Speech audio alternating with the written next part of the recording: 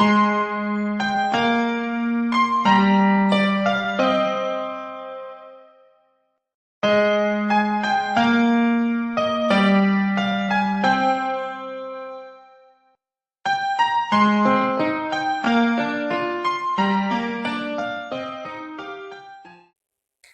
من مهسام. این اولین ویدیویی که دارم ضبط میکنم و تصمیم دارم توی کانالم در مورد واقعیت زندگی صحبت کنم، در مورد مشکلات و موانعی که توی مسیر زندگی تک تکمون وجود داره و تمرینایی که انجام دادم تا اون مشکلات رو پشت سر بذارم.